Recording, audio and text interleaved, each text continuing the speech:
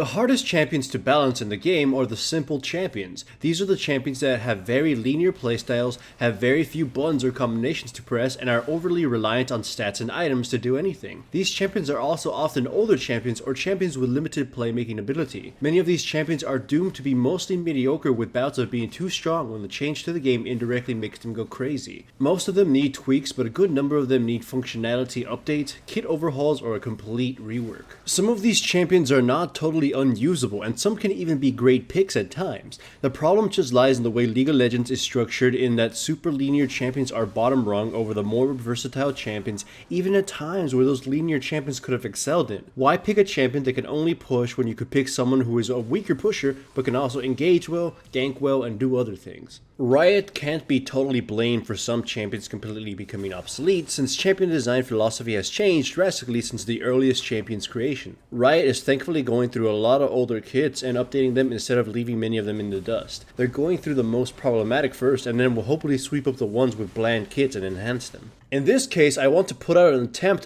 to how I'd update one of my favorite champions, Xin Zhao. Right now, he suffers from being a simplistic champion and going through phases of being weak and insanely powerful. He's rarely ever in the middle, like he's never really ever truly balanced. His kit is also rather linear and encourages mindless button mashing. Keep in mind that any changes I propose do not come with numbers. It will be safe to assume that any champion receiving changes goes through many different numbers iterations. Even if an ability sounds ridiculous, you can rest assured that whoever is in charge of balance would drain power from somewhere else to compensate or try to make the ability more manageable. Right now, what Xin Zhao mostly does is charge in with his E and then stab someone to death. The knockup on his Q helps keep the enemy in control, but other than that, he doesn't have much that he can do against the enemy. He can lower the cooldown of his abilities and chain them eventually, but a near infinite knockup is not exactly a healthy mechanic. In essence, Xin Zhao is basically a purely auto-attack champion, and I would like to change that with some flavor.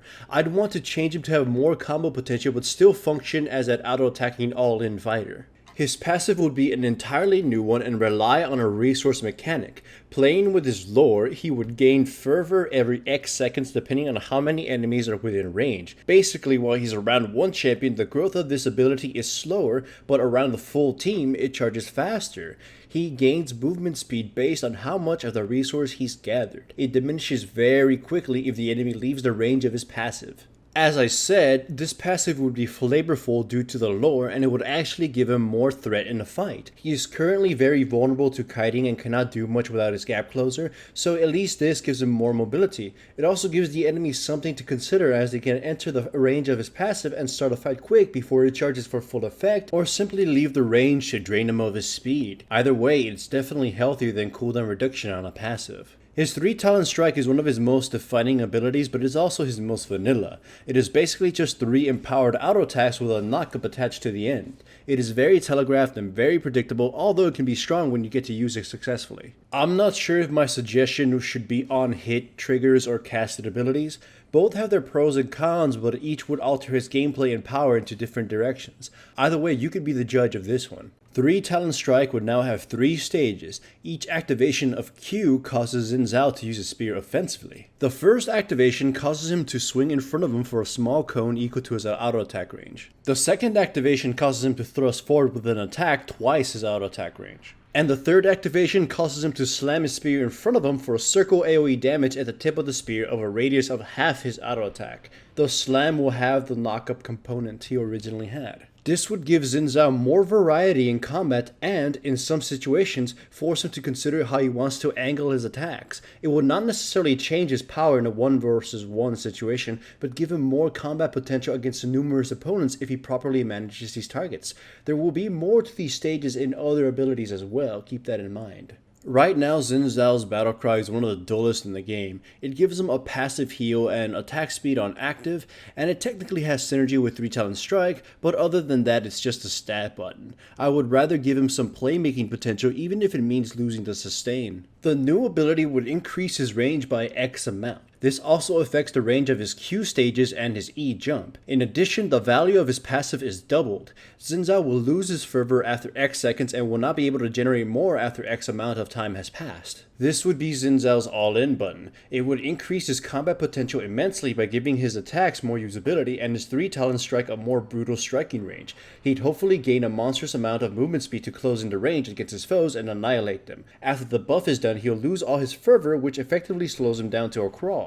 The ability is made to be balanced for both lane and in teamfights. In lane, your fervor generation is lower and much more predictable, so your opponent can anticipate the all-in attempt. Even if it fails, you can play safely till you can start regenerating more, and then try again later. In a teamfight, fervor charges much faster so you can get the maximum value from the battle cry easily, but of course the drain afterward is much more dangerous in a teamfight.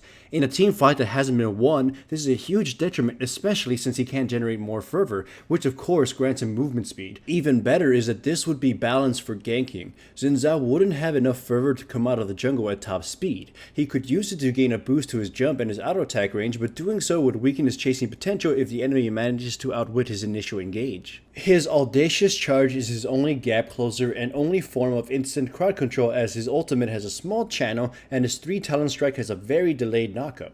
It is also targeted and its range is not very impressive. It is often combined with Flash to give him some sort of engage in teamfights, but by itself it is generally tame and difficult to use on slippery champions. It's not the worst ability, but it is very limited. For the sake of power and balance, I would completely remove the slow and damage of this ability. I would rework it into a utility gap closer. He dashes towards his target and gains one of 2 effects depending on the direction the enemy is facing.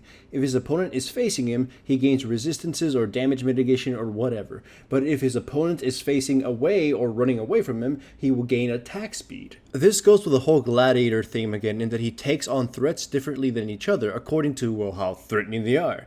If he's charging into a fight, then he'll gain defensive power to be able to slug it out and not die instantly. If he's chasing an opponent down, then he gains offensive power to deal with them quicker. He could technically even use his dash on an opponent he isn't fighting but has their back turned to simply gain the attack speed and then slug it out with the player if he values attack speed much more than, defensive stats in that situation. Of course, the range on this ability would vary according to how much power it gives Xin Zhao. His battle cry would also increase the range of his charge, which would increase the synergy within his kit. The combination of these 2 abilities will allow him to engage fights much easier, although of course not without risks and trade-offs. I don't like his Crescent Sweep very much. It's his ultimate. It tends to not always work the way you want it to work, and using it to initiate or disrupt a fight is very haphazard. It's also a very odd ability for Xin Zhao to have, as it sort of pulls him into the direction of an initiator, but his other abilities are more suitable for a full-on fighter. I would completely scrap his ultimate entirely and grant him a new one that cannot be activated without having Xin Zhao set to a stage. After each 3 Talon strike, Xin Zhao enters a combat stage which affects how his ultimate will vary. Stage 1, which means 1 usage of his Q, Xin Zhao slams into his opponent and deals massive damage in an area around the champion he hit. The AoE damage is to the sides, much like Vel'Koz's Q. Stage 2, which is 2 usages of his Q, Xin Zhao slams into his opponent and pierces through them, dealing massive damage behind the target. The AoE damage is behind the target, much like Graves' ultimate. Stage 3, which is 3 usages of his Q, Xin Zhao slams the ground and deals massive damage in a large AoE. Xin Zhao does not travel in this stage and instead sends a wave that explodes on the first champion hit and does not travel beyond that. The ability causes an AoE knockup as well. The idea behind his ultimate is that the player can figure out what is more prudent for the situation. The stage 1 ultimate is likely far better and obviously faster to use in a fight that is already fully engaged, as you can expect the enemy team to be more clumped up. Stage 2 could theoretically be used to pierce through a bodyguard and attack the target you actually want to hit, or simply destroy the enemy in a line like during a jungle fight. Stage 3 is probably the one that is raising the most concern, as it looks like an AoE initiation. It could be used that way, but Xin Zhao has to be taken to stage 3 first before that can even be considered, thus making this ability telegraphed or tricky to use for initiation. Stage 3 could be used for a multitude of things, such as peeling for a teammate, controlling someone at a distance, chasing, and such. At the point where stage 3 could be used during a full-fledged fight, a versatile tool like this one could be much more useful than just damage. Outside of his ultimate, Xin Zhao only has damage on his 3 Talon strike, and even then that's basically just auto-attacking. I try to focus him more on being an intense fighter that explodes into fights and tries to fight either efficiently or brutally. The player has a choice of how they approach the fights in that regard. He can work as somewhat of a slower assassin, but he would have much more counterplay available if he does that. In whatever case, Xin Zhao encourages the player to analyze and recognize when opportunities present themselves and then furiously take advantage of them. He has noticeable trade-offs and counterplay, but very obvious strengths and combo potential. What is more important is that it gives Riot more things to manipulate on him to balance him out if he ever becomes a problem. One problem he may face is that he's centered around his 3 Talon strikes more than ever, but at the very least, all his other abilities make it much more usable and reliable than before. Remember to like the video and subscribe to the channel if you haven't yet. I have a few sponsors that are helping me maintain this channel, such as Crunchyroll, Pro Build Systems, and Loot Crate. I have links to these services in the description below. Using them and using my codes directly supports my channel.